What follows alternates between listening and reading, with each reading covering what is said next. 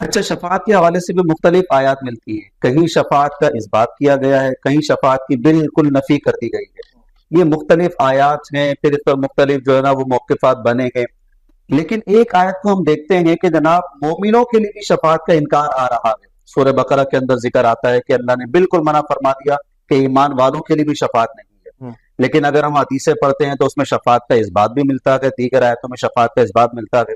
ان دونوں آیتوں میں تطبیق کیسے کریں گے اور شفاعت کے بارے میں ہمارا اسلام کیا وضاحت دیتا ہے؟ دیکھیے، سب سے پہلے دن میں رکھیے گا، جس چیز کو عربی لغت کے اندر شفاعت کہا جاتا ہے یا اردو میں ہم جس چیز کو شفاعت کہتے ہیں، اس چیز کا کوئی تصور قرآن میں نہیں، بلکہ یہ الٹا کفریہ نظریہ ہے اگر ایسی شفاعت کا نظریہ ہم نے رکھ لیا۔ ٹھیک ہے، شفاعت عربی لغت کے اندر کس کو کہا جاتا ہے؟ اردو میں جسے ہم شفاعت کہتے ہیں، وہ یہ کہا جاتا ہے کہ میں نے کسی سے فائدہ لینا ہے، نقصان سے بچنا ہے، تو میں اس کے لیے کسی وسیلے کو اختیار کروں۔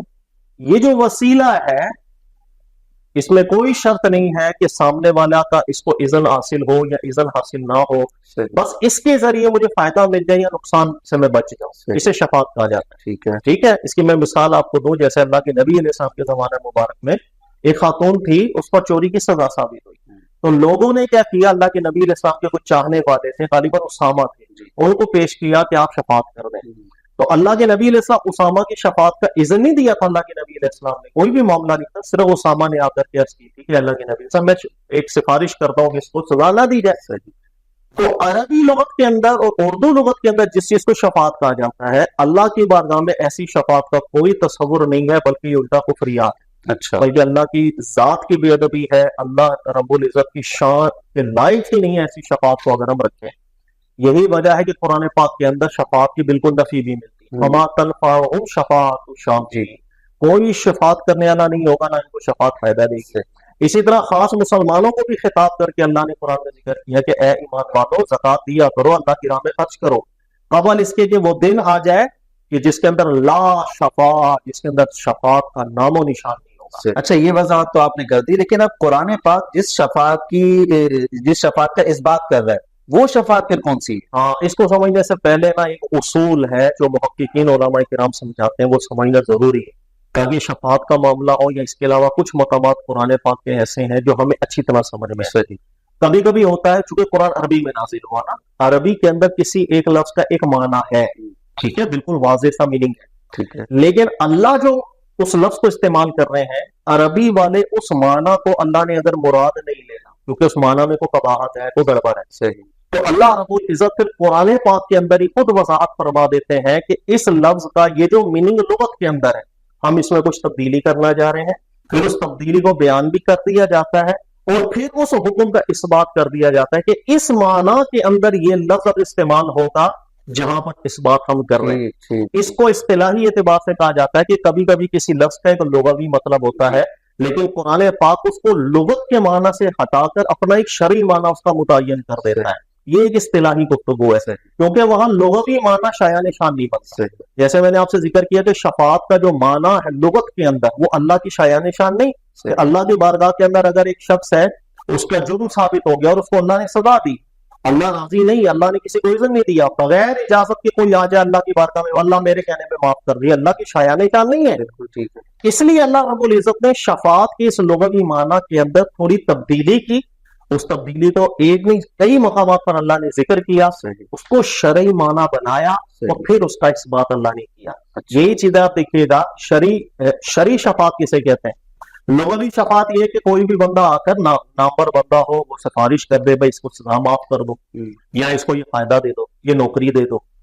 شرعی طور پر شفاعت اللہ کی بارگاہ میں کہلاتی ہے کہ ہر کوئی شخص اٹھ کے نہیں اللہ کی بارگاہ میں شفاعت کر سکتا، بلکہ ہر وہ شخص کرے گا نمبر ایک جس کو اللہ ہی نے اجازت دی ہو، ٹھیک ہے، کہ میری آپ کو اجازت ہے آپ شفاعت کر دیں۔ نمبر دو، کس کے لیے شفاعت کی جائے گی؟ کیا ہر ایک کے لیے کر سکتا ہے یا کسی کے لیے بھی کرے گا؟ نہیں، بلکہ وہ بھی متعین کیا جائے گا، میں اس سے راضی ہوں، اس کے لیے آپ کو اذن ہے کہ آپ شفاعت کر دیں۔ مطلب یعنی بندے سے اللہ راضی ہے جو پھنسا ہوا ہے، جو پھنسا ہوا نہیں ہے، مطلب سمجھنے کے اعتبار سے پھنسا ہوا ہے تو اس سے اللہ راضی ہے، दुनियावी शफात के ज़हन में ना लाएं नहीं। कि बंदा फंसा, बल अल्लाह राजी है, राजी है, अल्लाह राजी है। तो जब अल्लाह राजी है तो फिर शफात का मतलब क्या होगा? वो मैं अभी आपको जिक्र करता हूँ, पहले ये शरई माना हम समझ लेना, फिर ये समझ में आएगा कि अल्लाह की बारगाह की शफात टोटली अलग चीज होती है। ठीक है, इसलिए ये दुनियावी शफात वाला माना वहां पर लेके जाना उल्टा बेअदबी और कुफरियात होते हैं, कुरान के खिलाफ पड़े हुए हैं। देखिए तो अल्लाह ने नंबर एक, अब शरई माना पर लुग़वी माना में कबात थी, उसको शरई माना में बदलने के लिए अल्लाह ने तब्दीलियां की। आयतुल कुर्सी में अल्लाह फरमाते हैं मन ज़ल्लज़ी यशफ़अउ इंदहु इल्ला बिइज़्नी, कौन है जो अल्लाह की बारगाह में शफात करेगा? पहले नफी कर दी, कौन है जो अल्लाह की बारगाह में आके खड़ा हो बोले अल्लाह ताला इसको माफ कर दे, अल्लाह के आगे किसकी चलेगी? और फौरन अल्लाह ने फरमाया इल्ला बिइज़्निही, हाँ हमारी इजाजत होगी अगर किसी को तो वो शफात कर सकेगा। लिहाजा दुनियावी शफात के अंदर इजाजत नहीं होती, इज़्न नहीं होता। दुनियावी शफात के अंदर भाई मैं फंस गया था, मैंने आपसे नौकरी ले लिया, मुझे नौकरी दे नहीं रही, तो मैं किसी बंदे को लेकर के आ गया, उसने कहा कि सर मेरे कहने पे दे देना, आपने उसको इजाजत नहीं दी थी कि मैं आपको इजाजत दे रहा हूँ, आप आ जाओ और इसके लिए शफात कर रहे। लिहाजा अल्लाह ने जब इज़्न का लफ्ज कैद जिक्र की तो ये जो लुग़वी मतलब था शफात का उसमें तब्दीली होने लगी। इसी तरह अल्लाह ताला ने दूसरे मकाम में जिक्र किया वकम मिन मलकिन फिस समावाति ला तुगनी शफाअतुहुम शैया, ये जितने भी आसमान में फरिश्ते हैं वो भी शफात कर लेंगे, किसी को फायदा नहीं होगा। यह शफात की नफी हो गई। ये किस नफी हो रही है? लुग़वी शफात की। लेकिन आगे अल्लाह ने फौरन फरमाया इल्ला मिन बादि अन यअज़नल्लाहु लिमन यशाउ व यरदा, मगर अल्लाह ताला अगर किसी को इज़्न दे दे, लिमन यशाउ व यरदा, अच्छा और किसके लिए शफात की जाएगी उस बंदे का भी बता दिया जाए कि मैं इससे राजी हो गया हूं, इसके लिए आपको इज़्न है कि आप शफात कर लें। अच्छा, लिहाजा शाफे शफात करने वाले को इज़्न मिलेगा अल्लाह का, और जिसके लिए शफात करनी है अल्लाह उससे राजी होगा। अब शफात है जो अल्लाह की बारगाह में होगी, वरना शफात का कोई तस्वुर दीन में बनता नहीं। इसी तरह इस माना को तीसरी जगह अल्लाह ने जिक्र किया यौमइदिन ला तनफ़उ शफा, रोज़े क़यामत कोई शफात फायदा नहीं देगी, यानी लुग़वी शफात की नफी कर दी अल्लाह ताला ने। हाँ इल्ला मन अज़िना लहु रहमानु व रज़िया लहु क़ौला, मगर जिसे रहमान इज़्न दे दे और जिससे अल्लाह राजी हो जाए उसके हक के अंदर जिसको इज़्न दिया भाई वो शफात कर ले। इसी तरह अल्लाह ने एक जगह और जिक्र किया इल्ला मन अज़िना लहु रहमान, जिससे अल्लाह ताला राजी हो जाए। आसान अल्फाज में एक है शाफे, एक है मशफू। शाफे को अल्लाह का इज़्न होगा तो वो शफात कर, बिला इज़्न कोई शफात नहीं। नंबर दो, जिसके हक में शफात की जाएगी वो अल्लाह उससे राजी हो कि इसके लिए शफात हो जाए, ये दो शर्तें पाई जाती हैं, तो इस शफात का इस बात अल्लाह ने किया है। लिहाजा शफात के लुग़वी माना को शरई माना में अल्लाह ताला ने तब्दील किया। अब लुगत के अंदर जिस चीज को शफात कहा जाता है इसका बिल्कुल कोई तस्वुर नहीं। अच्छा, हमारे यहाँ तो उमूमी तौर पर आजकल बयानात में सोशल मीडिया पर, नेशनल मीडिया पर जितने अहले इल्म बयान कर रहे हैं, मुझे माफ कीजिएगा इन अल्फाजों के लिए, जितने अहले इल्म बयान कर रहे हैं वो यही है कि जनाब आजकल नहीं होता कि अगर तुम्हारा कोई काम फंस गया हो तो फला बंदा आता है, वो आकर कह देता है जनाब चलो मेरी खातिर कर दो, तो यही शफात है, यही क़यामत के दिन होगी।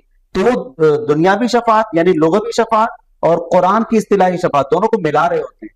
तो मेरा ख्याल है अहले इल्म ऐसा कर रहे हो, ऐसा मुकर्रिरीन कर रहे हो, वो मुकर्रिरीन की बात कर रहा हूँ मैं समझदार की बात नहीं कर रहा। ऐसा बिल्कुल नहीं। दुनियावी जो शफात होती है जिसके अंदर बगैर इज़्न के कोई आता है नामवर बंदा और किसी को फायदा दे जाए, मीडिएटर बन के, मुतवस्सित होकर, वसीला बन के, अल्लाह की बारगाह में अल्लाह की जात की ऐसा कोई तस्वीर बिल्कुल नहीं। कुल लिल्लाहि शफाअतु जमीआ, और सब इख्तियारात अल्लाह के पास। बरोज़े क़यामत जो शफात है उसके लिए दो चीजों की शर्त है जो अल्लाह ने जिक्र की, अल्लाह की इजाजत होगी और जिसके लिए अल्लाह राजी होंगे कि इसके हक में शफात की जाए, बस इसके अलावा। एक बात ये कंफर्म हो गई कि लुग़वी शफात पर कुरान की शफात या क़यामत की शफात तो कयास नहीं कर सकते, बिल्कुल नहीं, कोई मिसाल इसके अंदर नहीं है, बिल्कुल कोई मुमासलत नहीं, कोई मुमासलत। अच्छा, अब एक सवाल यहाँ पर ये आके खड़ा होता है, आपने दो शर्तें जिक्र की कि अल्लाह उससे राजी होगा और अल्लाह उसको इजाजत देगा। जी जी, तो अगर अल्लाह मुझसे राजी है तो अब सामने वाला मेरी शफात क्यों करे? बिल्कुल इसलिए कि अल्लाह की बारगाह के अंदर लुग़वी शफात की नफी हो चुकी है। पहले लुग़वी शफात की नफी समझ जाएंगे, फिर जब अल्लाह राजी हो गया तो शफात क्यों हो रही है ये भी समझ में आएगा। लुग़वी शफात में है क्या कि आप फंस गए, ठीक है, जैसे दुनियावी लिहाज से आप समझे आप फंस गए और आपको सजा होने जा रही है। मैं आ गया बीच में और मैंने कहा कि सर जी मेरा बंदा है, जानू दो, रिक्वेस्ट है मेरे मुंह को सर, तो मैंने अपने जोर आजमाई करके आपके लिए सजा साबित हो चुकी थी, मैंने फायदा दिलवा दिया। ऐसी शफात अल्लाह की बारगाह में बिल्कुल है ही नहीं। अल्लाह की बारगाह में कौन जुर्रत करेगा कि अल्लाह किसी को पकड़ना चाहे और मैं आकर के बोलूं अल्लाह को माफ कर दे। देखो कुरान पाक के अंदर अल्लाह ने रसूलुल्लाह सल्लल्लाहु अलैहि वसल्लम से पता क्या इरशाद फरमाया, فرمایا آفمن حق علیہ کلمۃ العذاب، وہ ذوات جن پر عذاب کا کلمہ اللہ کا ثابت ہو گیا، اتمام حجت کی شرائط جس پر پوری ہو گئی، اللہ کا عذاب ثابت ہو گیا، آفت ان کی تو من فی النار، کیا اب آپ چھڑوا سکتے ہیں؟ ہرگز آپ نہیں چھڑوا سکتے۔ اور رسول اللہ صلی اللہ علیہ وسلم کو بھی اللہ تعالیٰ نے فرمایا جس پر میری سزا ثابت ہو گئی اور ان شرائط اور قواعد کے ساتھ، اس کے بعد کوئی اس کو چھڑوا نہیں سکتا ہے۔ اب سوال یہ ہے کہ جب اللہ راضی ہے اور جس کو وہ شفاعت اعزازی شفاعت ہوتی ہے، یہ وہ شفاعت نہیں جس کو ہم دنیا بھی سمجھ رہے ہیں کہ میں پھنس گیا اللہ کی بارگاہ میں، کسی نے آ کر مجھے بچا لیا، نہیں، بالکل اس کا تصور نہیں۔ تو یہ ایک اعزاز ہے جو اللہ کی بارگاہ سے دیا جائے گا اور اذن دیا جائے گا، اور جس سے اللہ راضی ہو کہ اس کے حق میں شفاعت ہوگی، یہ قرآن کی شرطیں بیان کر رہا ہے، وہ ایک اعزازی طور پر شفاعت کرے گا۔ حقیقی طور پر شفاعت جسے کہتے ہیں کوئی تصور نہیں۔ قرآن پاک میں جو آیا ہے قیامت کے دن جو لوگ شفاعت کریں گے، احادیث میں جو آ رہا ہے، تو کیا وہ ساری کی ساری اعزازی شفاعت ہیں؟ اعزازی شفاعت یعنی لوگوں کی شفاعت بالکل کوئی تصور نہیں۔ ابھی تو آپ سے ذکر کیا کہ قرآن پاک بالکل نفی کرتا ہے لوگوں کی شفاعت کی، بالکل نفی، بلکہ مسلمانوں کو نام لے کر یا ایھا الذین آمنوا، اے ایمان جی ہاں، وہی انفقوا مما رزقناکم من قبل ان یأتی یوم لا بیع فیہ ولا خلۃ ولا شفاعۃ، اے ایمان والو، روز قیامت کے لیے کوئی شفاعت کا تصور نہیں ہے، یعنی جو لغوی طور پر شفاعت۔ صحیح۔ اب لغت کی شفاعت میں اذن اور رضا آتا نہیں، اس کی قیدیں اللہ نے خود لگائی، صحیح، جو اللہ نے قیدیں لگائی میں اس کو اٹھا نہیں سکتا ہوں، بالکل۔ لہٰذا وہ قیدیں ہی تقاضا کر رہی ہیں کہ بروز قیامت شفاعت کا بالکل الگ تصور ہے جو ہم نے بنا دیا ہے، وہ بالکل تصور ہے۔ اچھا، ابھی جیسے آپ نے کہا کہ اللہ رب العزت نے اس کو مجرم قرار دے دیا یا اس کی وہ گناہ گار ہے، جہنم کا مستحق ہے، اور حضور علیہ الصلوۃ والسلام یا کوئی اور شفاعت کرے، ایسا نہیں ہو سکتا ہے۔ سر یہ تو بڑی عجیب بات ہو جائے گی جو آپ بیان کر رہے ہیں، کیونکہ ہمارے ایک شعر بہت زیادہ عام ہے اور بڑی معافی کی زینت ہوتا ہے، وہ ہے کہ خدا کا پکڑا چھڑائے محمد، اور محمد کا چھپڑا پڑا چھڑا کوئی نہیں سکتا۔ ہاں، یہ اشعار میں نے جملہ اور شعر نہیں، اشعار بالکل ٹھیک نہیں، اس لیے کہ اس شعر کی جو ترجمانی ہے نا وہ شفاعت کے لغوی معنی کے طور پر ہے کہ اگر اللہ نے پکڑ لیا تو نبی علیہ السلام چھڑوا لیں گے، اور رسول اللہ صلی اللہ علیہ وسلم نے کسی کو پکڑ لیا، اب کوئی اور کون شفاعت کرے گا؟ تو یہ وہی لغوی شفاعت کا معنی یہاں پر لے کر آ گیا کہ جیسے روز قیامت کے اندر بھی شفاعت اسی طرح کی ہوگی کہ اللہ نے کسی کو پکڑ لینا ہے اور اللہ کے نبی علیہ السلام کی شفاعت ہوگی یا دیگر مومنین کی ہوگی تو وہ بچ جائے گا۔ صحیح۔ دوبارہ سن لیں، قرآن ذکر کرتا ہے الا من اذن، اللہ کا اذن ہوگا، پھر اللہ فرماتے ہیں ولا یشفعون الا لمن ارتضى، اور شفاعت صرف اس کی ہوگی جس سے اللہ ہی راضی ہو جائیں گے کہ اس کے لیے شفاعت ہوگی، میں اس سے راضی ہوں۔ بروز قیامت کی شفاعت بہت الگ چیز ہے اور دنیاوی شفاعت بہت الگ چیز ہے۔ یہ اشعار بالکل قرآن کی ترجمانی نہیں کرتے، یہ بالکل ہمارے یہاں جو ماحول چل رہا ہے شفاعت کا تو بالکل ہی غلط ہے۔ بالکل ہے، بالکل صحیح۔ تو بڑا کچھ خطرناک مسئلہ نہیں ہے کہ اس کو قرآن واضح بیان کر رہا ہے، پاکستان انڈیا کے ماحول میں ایسا ہے، اس لیے کہ ہم لوگ دین اشعار سے سیکھتے ہیں۔ صحیح۔ میں حقیقت ذکر کر رہا ہوں، ہمارے یہاں نعتیہ اشعار پڑھے جاتے ہیں، بھئی بہت بڑے عالم کا شعر ہے، وہ مجدد وقت تھے، اب اس کے اشعار میں کیا تعویل ہے لوگوں کو پتہ نہیں، اشعار سن کے ہم دین بنا رہے ہوتے ہیں کہ یار یہ دین کی بات چل رہی ہے، ہم نے قرآن سے دین نہیں بنایا، قرآن سے عقیدے نہیں۔ اب پاکستان انڈیا کو ہٹا کے اب پورے عرب و ممالک میں چلے جائیں، کسی ایک عالم دین سے جا کر پوچھے شفاعت دینی شفاعت کسے کہتے ہیں، وہ یہی شرائط ذکر کرے گی کیونکہ اللہ نے ذکر کیے قرآن میں۔ وہ اشعار سے دین نہیں لیں گے، ہم لوگ اشعار سے دین لیں گے تو یہ نتیجہ نکلے گا۔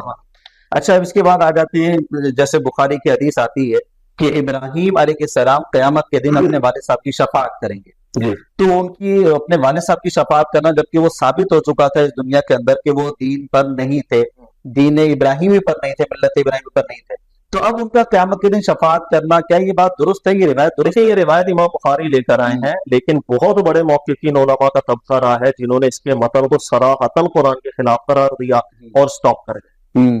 ٹھیک ہے، اچھا کیوں ہے غور کیجیے گا، ہم پہلے قرآن پاک کو پڑھ لیں۔ قرآن پاک کے اندر یہ ہے کہ اللہ حضرت ابراہیم علیہ السلام نے اپنے والد کو دعوت دی، لیکن انہوں نے ماننے سے انکار کر دیا، وہ شرک میں ہی مبتلا رہے، یہاں تک کہ بہت وقت گزر گیا، پھر ایک سٹیج آتی ہے جب تمام حجت کی شرائط پوری ہو جاتی ہے، وہ جب پوری ہو جاتی ہے تو اس کے بعد پھر اللہ کی طرف سے احکامات ہیں جو ثابت ہو جاتے ہیں کہ آپ نے استغفار کی دعا بھی نہیں کرنی ہے اور کچھ بھی نہیں کرنا، اس پر عذاب ثابت ہو جاتا ہے اللہ کی طرف سے جہنم کا۔ تو حضرت ابراہیم علیہ السلام نے جب تک وہ شرائط پوری نہیں ہوئی تھی تو آپ کے لیے استغفار کی دعا بھی کی تھی، ٹھیک ہے، اس کو قرآن پاک ذکر کرتا ہے، لیکن چونکہ وہ ایمان نہیں لے کر آئے تھے اور ان پر اتمام حجت کی شرائط پوری ہو گئی، جب ان پر عذاب ثابت ہو گیا تھا اس کے بعد اللہ رب العزت نے پھر بالکل منع کر دیا جاتا ہے کہ آپ کوئی دعا نہ کرے، کیونکہ دعا کا کوئی فائدہ نہیں، جب عذاب ثابت ہو گیا خلاص۔ اسی لیے اللہ نے بعد میں فرمایا فلما تبین لہ انہ عدو للہ تبرأ منہ، جب اسی دنیا میں حضرت ابراہیم علیہ السلام کو پتا چل گیا کہ یہ اللہ کا دشمن ثابت ہو چکا ہے، اس پر عذاب ثابت ہو چکا ہے، تبرأ منہ، آپ نے ہاتھ اٹھا لیے کہ اب ہم اس کے لیے کوئی دعا نہیں کریں گے استغفار کی۔ یہ قرآن نے بیان کر دیا۔ جب حضرت ابراہیم علیہ السلام نے اس دنیا میں ہی دعا سے ہاتھ اٹھا لیے، اور تیسرے مقام پر اللہ فرماتے ہیں افمن حق علیہ کلمۃ العذاب افا انت تنقذ من فی النار، کہ جس پر عذاب کی شرائط پوری ہو جائے،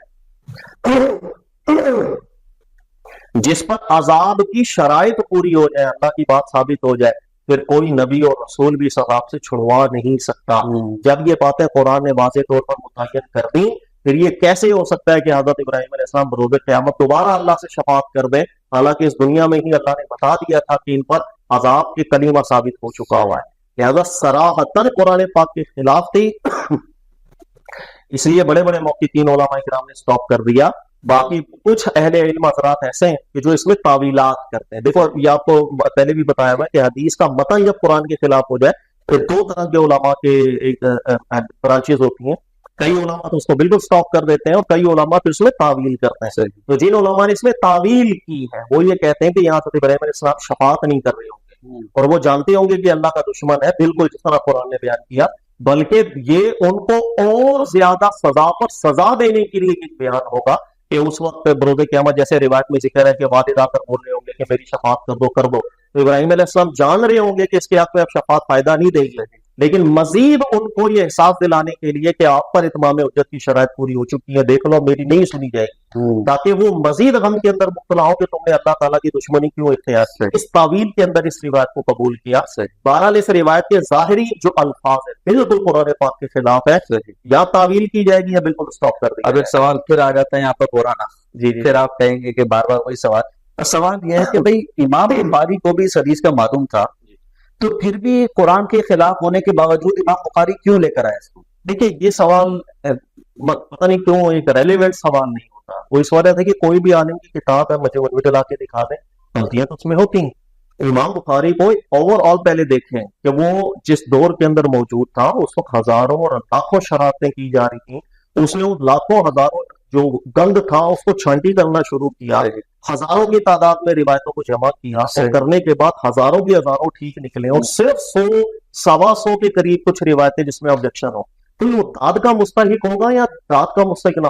نمبر 2، امام بخاری نے کتاب لکھ کے دعویٰ تو کیا تھا میں نے جو اس 2 گتوں کے اندر لکھ دیا وہ 100% ٹھیک ہے، بلکہ ممکن ہے امام بخاری یہ کمزور روایتیں اس لیے لے کر آئے ہیں، وہ سمجھانا چاہ رہے ہو کہ دیکھو بھائی متنوں کے اندر کیسے گڑبڑ آتی ہے۔ اس کی وجہ یہ ہے کہ امام بخاری کا جو طریقہ کار ہے وہ کیا ہے، ہر وہ روایت جس کا متن ٹھیک ہوتا ہے، آپ پوری بخاری پڑھ لے، وہ حدیث لانے سے پہلے قرآن کی آیت لکھ کے جاتے ہیں، یعنی یہ قرآن کی آیت ہے، یہ قرآن کی آیت ہے، تاکہ قرآن کی مطابقت کے اندر لوگوں کو پتا چلتا رہے کہ میں روایتیں لے کر آتا ہوں۔ لیکن بہت سے مقامات ایسے ہیں جس کا متن ٹھیک نہیں، اس کے اوپر بھی انڈیکیشن کرتے ہیں قرآن کی آیت کی، آیت کچھ کہہ رہی ہے اور متن کچھ کہہ رہا ہے، ممکن ہے وہ اس لیے لے کر کے آئے تھے کہ وہ بتا رہے ہوں کہ سمجھ نام پہ نہیں جانا، دیکھو کہ گڑبڑیں کیسے ہو جاتی ہیں صحیح صنعت کے اندر بھی۔ تو انہوں نے دعویٰ نہیں کیا، تو بعد میں آنے والے کئی اہل علم حضرات تھے جنہوں نے صحیح کا ان کو نام دیا یا سمجھا دیا، کیونکہ سب سے کم غلطیاں اس کے اندر تھیں، اور دوسرے نمبر پہ مسلم میں سب سے کم غلطیاں تھیں، پوری صحیح بخاری صحیح ہے، ایسا دعویٰ کبھی کسی نے کیا ہی نہیں۔ اچھا اب ایک سوال یہ پیدا ہوتا ہے جیسے آپ نے کہا الا لمن ارتضی، اللہ جس سے راضی ہوگا، جی اب سوال یہ الا باذن، اللہ جسے اذن دے گا، اب یہ اذن جو آج کل ہم لوگ سمجھ بیٹھے ہیں کہ جناب بالفرض میں پیر صاحب کا مرید ہوں تو میں کہتا ہوں جناب میرے پیر صاحب قیامت کے دن میری شفاعت کریں گے، ہر مرید اپنے پیر کے بارے میں یہی عقیدہ بنا کے بیٹھا تھا کہ جناب میرے پیر صاحب میرے پیر صاحب میرے پیر صاحب، اور کرتے کرتے کرتے اوپر جاتے ہیں تو جناب شیخ عبد القادر جیلانی رحمۃ اللہ علیہ یہ اچھی شخصیت گزرے، بھائی وہ سب کی شفاعت کریں گے یا قبر میں بھی وہ ہمارے کام آئیں گے، تو یہ عقیدہ قرآن کے مطابق ہے کہ مخالف؟ دیکھیں اللہ تعالیٰ نے قرآن پاک میں فرشتوں کو بھی اذن دینے کی ذکر کیا کہ اللہ فرشتوں کو اذن دیں گے، اس کے علاوہ اپنے نیک بندوں کو جو اللہ تعالیٰ اذن دیں گے پاک کی، اس بات کو مجمل قرآن پاک نے ذکر کیا۔ اچھا جب مجمل کا مطلب ہے نام نہیں لیا کہ بھائی وہ اذن اللہ کا عاصف کو ملے گا یا اذن اللہ کو فلاں کو ملے گا، نام نہیں لیا۔ جب اللہ تعالیٰ نے کسی کا نام نہیں لیا، میں کیسے دعویٰ کر سکتا ہوں کہ میرا جو پیر ہے اس کا فلاں نام ہے؟ اس کو اللہ اذن دیں گے اور یہ شفاعت کریں گے۔ ہاں یہ ہم ضرور کہہ سکتے ہیں کہ جو شفاعت کا اعزاز اللہ کی طرف سے دیا جائے گا، ممکن ہے اس کے اندر نیک لوگ داخل ہوں، اور میرے استاد بھی بہت نیک تھے، مجھے اللہ کی رحمت سے امید ہے کہ اللہ کو انہیں بھی عزت دینا، وہ بھی اعزاز اور شفاعت کرے۔ ایک امید لگانا الگ بات ہوتی ہے، ایک جزم کر لینا، جس طرح ہمارے یہاں کہا جاتا ہے کہ شیخ عبد القادر جیلانی رحمۃ اللہ علیہ پورے مریدوں کو لے کر کے جنت میں جائیں گے، ورنہ جنت پہ قدم نہیں رکھیں گے۔ انہیں کہا خدا کے واسطے، اللہ قرآن پاک میں یہود و نصارہ کو بھی بار بار یہ کہا کرتے تھے کہ اللہ کا نام لے کے جو بات کر رہے ہو، اللہ نے تم سے وعدہ کیا تو دکھاؤ کہاں وعدہ ہے، یہ بات اللہ نے کہی ہے تو دکھاؤ یہ اللہ نے کہا کہ اپنے منہ سے جو نکلتا ہے اس کو دین بنائی جا رہی ہے۔ ایسی بات ہم بالکل نہیں کر سکتے۔ اللہ کا اذن شیخ عبد القادر جیلانی کو ہوگا یا نہیں ہوگا مجھے تو نہیں پتا، بالکل فیصلہ تو اللہ نے بروز قیامت کرنا ہے۔ ممکن ہے انہیں اعزازاً یہ شرط دیا جائے، ممکن ہے نہ دیا جائے، یہ تو حکمت اللہ کی اللہ جانے۔ اسی لیے یہ جو غیبی معاملات ہوتے ہیں اس کے اندر معین کر دینا کسی کو جس بات کو اللہ نے مجمل رکھا، یہ بہت بڑی جرات ہوتی ہے۔ اللہ تعالیٰ اسے ہمیں محفوظ رکھے، نہیں کہہ سکتے۔ اچھا، وہ ایک واقعہ بڑے زور شور سے بیان کیا جاتا ہے کہ جناب ایک غوث پاک کے مرید کا انتقال ہوا، دھوبی تھا وہ، تو فرشتے آئے اس سے سوال کرنے کے لیے، اور پھر فرشتوں نے جو ہے نا اس کو سوال کرنا چاہے تو ادھر سے غوث پاک نے آ کر اس کی شفاعت کی اور کہا کہ تم اس سے نہ پوچھو، مجھ سے پوچھو کہ یہ کون ہے، یہ کس کو مانتا ہے۔ وہ سوالات کے جوابات غوث پاک دے رہے ہیں، یعنی قبر میں آ کر بھی غوث پاک شفاعت کر رہے ہیں۔ اس واقعے کو کیا بیان کیا جا سکتا ہے قرآن کی روشنی میں؟ کیسے کر سکتے ہیں؟ مطلب قرآن پاک سے آپ بتائیں پڑھ کے۔ لیکن بات یہ ہے کہ اگر آپ قرآن کو اصل نہیں بنائیں گے نا، پھر آپ جو چاہے کرتے چلے جائیں، آپ جو چاہے کرتے چلے جائیں۔ بھائی آپ یہی سوال کرتے ہیں کہ بھائی شیخ عبد القادر جیلانی کو یہ اذن اللہ نے دیا ہے یا نہیں دیا، قرآن پاک میں کہاں بات ہے؟ صحیح، وہ کہیں گے نہیں اللہ نے شفاعت کی، اللہ نے شفاعت کی تو بات کی ہے، اللہ نے کہا میں جس کو اذن دوں گا وہ شفاعت کرے گا۔ کس کو اذن ملے گا؟ ایک نام لے کر کسی شخص کو، یہ بات اللہ نے کی ہے کبھی قرآن پاک میں؟ اگر نہیں کیا تو میں کیسے کہہ سکتا ہوں کہ فلاں شخص ہے جس کو اللہ نے اذن دے دیا؟ یہ تو غیبی باتیں تھی، اور میں غیب کے اندر کیسے چھلانگے لگا، میں کیسے معین کر رہا ہوں کہ بھائی فلاں کو اذن ملے گا فلاں کو نہیں ملے گا؟ تو جو غیب کا دروازہ ہوتا ہے نا، پردہ ہوتا ہے، اس کے اندر چلے جانا، اپنے آپ کو ہلاکتوں میں ڈالنا چاہیے۔ یہ جتنے ہمارے یہاں قصے کہانیاں بنی ہوئی ہیں کہ فلاں نے مرنے کے بعد قبر میں تھی، صاحب نے شفاعت کی ہے، بروز قیامت فلاں بڑے تھی، صاحب شفاعت کریں گے، یہ اپنے منہ کی بنائی ضرور بات ہے۔ انہی اسماء سمیتموہا، کہ یہ نام ہے جو اپنی طرف سے بنا لیے گئے ہیں۔ ما انزل اللہ بہا من سلطان، اللہ تعالیٰ نے کوئی اس کی ضمانت نہیں دی۔ اللہ کس کو اذن دیں گے کس کو نہیں دیں گے اللہ جانے۔ ایک روایت ہے مختصر جیل کر وہ سند اور متن میں دیکھو جب آتا درجے کی ہونا کیسے بات سمجھاتی ہے۔ ایک صحابی تھا تو عثمان بن مظعون، یہ بخاری کی روایت۔